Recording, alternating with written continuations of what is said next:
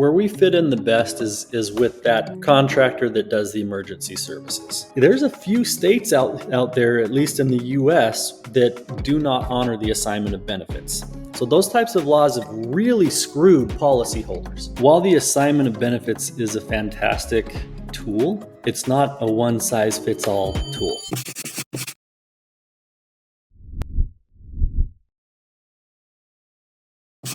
This value determination, how do you need that in the beginning? Because you say with the assignment of benefits, basically in the discussion between the restorer and the homeowner, the value doesn't matter so much anymore in that context, because this only now comes into effect between the restoration company and the insurance carrier.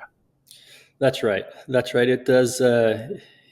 If there's anything that the contractor's doing outside of the covered loss itself, then there may need to be separate agreements. But if it's just dealing with the covered loss, right, then what the policies require is that the insurance company will indemnify or protect the policyholder from having to cover those costs out of pocket, so long as those costs are reasonable. Right, that's the key right there. Is it doesn't just give a contractor a blank check to go out and get crazy with what they want to do. Right, they still have to perform their services within industry standards, following industry standard guidelines, and pricing their services appropriately.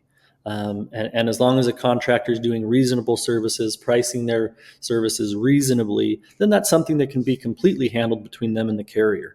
But what happens sometimes is homeowners will say, hey, look, since you're here, I've been meaning to upgrade my cabinets anyways, right? So any sort of upgrades like that, those are not going to be covered under the policy. That'll have to be under a separate agreement. But anything related to the insurance reimbursement, 100%. This is the type of details where I think kind of myth that I wanted to debunk. Like once you do the assignment of benefits, everything is dealt with, but then kind of like you add back in those couple of events where maybe we need to talk about this and this is not included, and then we need to talk about the value, and then we need to talk about this. What is your best practice? How can you make that kind of communication around those topics and the back and forth as transparent as possible, so that it doesn't kind of come to huge arguments or disputes at a stage that is later down the line? Yep, great question. When it comes to, you gotta split the claim up into different parts, right? You've got that first part of the emergency services with the water mitigation, any mold remediation, contents, that kind of stuff. That all can be done and is very rarely ever agreed upon on the front end, just because the true extent and nature of the damages aren't known until you get in and start pulling things apart and see exactly the extent and saturation of the materials. So that's a little bit more open-ended and can easily be dealt with the assignment of benefits, because you're not going to be pulling anything out through the water mitigation process that shouldn't be pulled out under the loss anyways. It's on the second part, or the reconstruction, where those agreements will start coming more into play, right? And what you will see done is there's an estimate that's agreed upon with the carrier, usually before a hammer ever gets swung, putting everything back together, right? And so there's the approved insurance scope. And then if the homeowner wants to upgrade certain things above what that insurance approved scope is, that will have to be agreed upon separately and outside of the insurance scope as a change order or something else that needs to come into play there.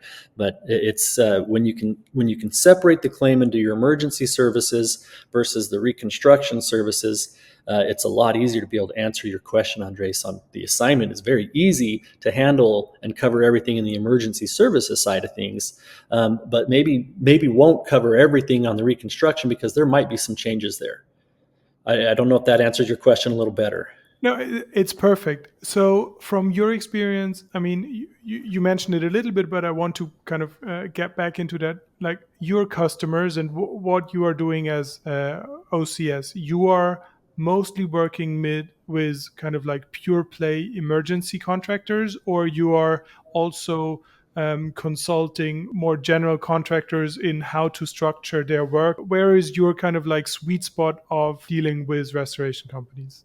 Yeah, where we fit in the best is with that contractor that does the emergency services. We do not work with contractors that do the reconstruction.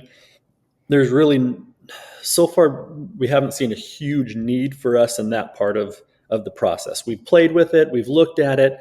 Maybe someday there's a way for us to fit in there, but right now our focus is strictly on the emergency services stuff. Then in the emergency cases, how do you set up with a new client? What are you doing? What are you consulting them to do? How do you make that kind of using that tool of the assignment of benefits as efficient and as kind of like smooth as possible? Yeah, yeah. That's a tough question to answer because it's going to be a little bit different for every contractor, and it's different because there's a few states out there, at least in the U.S., that do not honor the assignment of benefits. For whatever reason, legislatures have decided not to honor assignments or have made laws, enacted laws that make an assignment of benefits in the property world illegal and invalid. And so contractors that are in those states, and those are states like Texas, Florida, Tennessee just has a new one.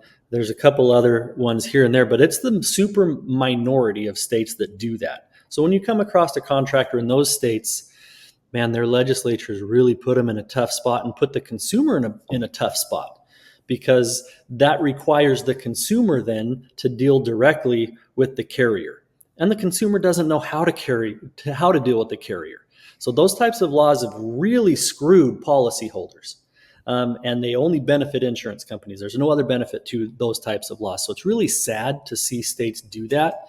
But in the states where the assignment is valid and it is protected and honored, those are the states where we will help contractors understand what their contract needs to look like in order to comply with different, state requirements here and there.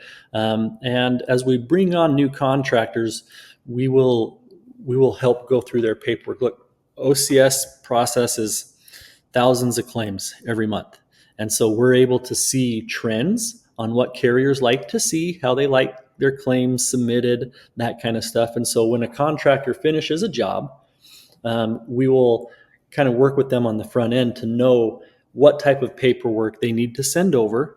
The more the better, because the more information we have, it makes it easier for us to justify what a contractor did. So we'll help those contractors know the best things to do to document those claims to really increase their chances of collecting the highest percentage possible from these carriers. And then we'll kind of work with them and oftentimes can even help them find some value added type things of, hey, look, in the industry, here's some things that you should be doing. Are you doing that? No, you're not doing it. Why aren't you doing it? I didn't know I should be doing that. Different things like that. So we'll kind of go through some of their past claims and invoices and give them some examples on where they can do better and even protect themselves from different types of liabilities that they're leaving themselves completely open to. But that's the extent of what OCS does. We have always been extremely careful from day one. We have never written invoices, ever. We take what a contractor gives us. We believe what the contractor gives us to be accurate. And as long as we have the supporting documentation to support the charges on those invoices, then we go after those amounts that are reflected on those invoices, and we deal with the carrier to get those paid. And we can act as that liaison between the carrier and the contractor too. If the carrier's like, hey, look, I'd like to pay this charge, but I can't because I don't have this certain piece of documentation. If you can give me that, I can approve that charge too. And so we're able to go back and we take the emotion out of it with contractors, right? And say, hey, look, if we can just get this piece of information over to the carrier, we can get that paid. And it's not like we're questioning the contractor. We're just helping the contractor to be able to answer the insurance company's questions and kind of play that ally in the equation there to help get those things processed through. But there's a lot of different things that we get to see because we represent contractors everywhere. we get to see trends and know exactly the best ways possible to make that how to make that claim look the best in order to get paid higher amounts. Unfortunately, Texas and Florida are not insignificant states in the kind of restoration insurance claim world. But I mean, learning, or I take your word for it, good documentation helps. That's something that we at magicplan kind of have a thing or two 100%. to say about as well. And if Yes. it's good documentation on the kind of restorer side, or good documentation then kind of provided to the homeowner to then deal with the insurance company directly, I think that is the overarching story where we can agree that kind of like if you nail down your documentation, that makes life easier no matter what the setup. So is there a scenario where one claim solution you could basically be assigned the benefits from the restoration company so that you just deal with everything? Be assigned the benefits for what exactly? I mean that they basically pass that on, and then it it would basically be you being some kind of factoring service then for the restoration company. So that's a very loaded question. and it's a smart question. That is there are a few things there, Andres, that we are doing in order Okay. to make sure that OCS is standing in the right position to be able to deal with the carriers on behalf of the contractor. And the assignment absolutely does come into play there, and how Uh-huh. OCS is named in all of that. In order to do that, I don't want to talk too deeply into that, just because it's a little bit of our secret sauce there on how we do it. But Mhm. we've definitely spent a lot of time and money diligencing that aspect of what we do Mhm. to make sure Mhm. that OCS is compliant with what we do. So Mhm. that's definitely part of it, and a very astute question and observation from you. Coming from that non-US background, I mean, my family business in this restoration space is here in Germany, and we have something similar, this assignment of benefits, and we always really pushed for it. But we are coming from the perspective of being more that general contractor, Mm-hmm. and we figured that kind of like cutting the claim into those different portions still really needed so much explanation to the homeowner, then the insurance company, then at what portion is it, right? So that we were kind of not sure how much value is in that if you kind of nail that element of documentation and estimating and assigning the right values in the first place, and then you can really act as a resource to the homeowner. For us there is still a different element because we are mostly working for rental properties. So Mm-hmm. there you have again one more stakeholder because you have the homeowner and you have the renter, That's right? right. And in that triangle, that assignment of benefits only kind of eliminated one of kind of those homeowner or homeowner proxy parties. So that is also why it's a little bit different. But this is why I was so curious to have that conversation today and say, hey, what are the types of claims that make sense? What is like, how do you cut it to really take that benefit out of it and not in the end stand there and say, okay, I've now covered one element, but I still Right. seemingly have as much complaints to deal with than before. Yep. No, that's right. And while the assignment of benefits is a fantastic tool for a contractor to be used, um, it's not a one size fits all tool. There are certain situations where the assignment doesn't matter anyways. If the insurance claim is, if the insurance company denies the claim, there are no rights there, right? If it's a correct denial and it's really not something that should be covered under the policy, there's no insurance rights to be assigned. Um, Different situations like that where the assignment just doesn't quite fit in. But outside of even just documenting your paperwork and your services correctly, the real value in the assignment, Andreas, is where it is valid and can be used. It is a contractor's best um, protection to receive payment.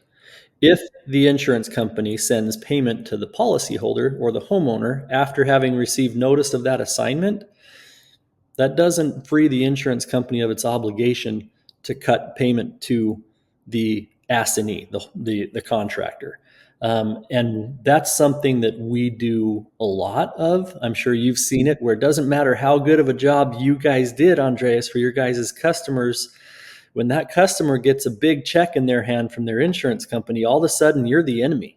All of a sudden, you didn't do this right. You didn't do that right. I'm not happy with your services here. And so they now try to negotiate down with you in order to keep a portion of that money or all of it. And the assignment really protects you from that, because when the carrier does that, you're able to go back to the carrier and say, hey, Mr. Insurance Company, we have the assignment. You knew we had the assignment and you still sent payment to your policyholder. We tried to get it from them. They didn't listen. Cut us a new check and you go get your money back from your policyholder. And legally, they have to do it. So it's extremely powerful.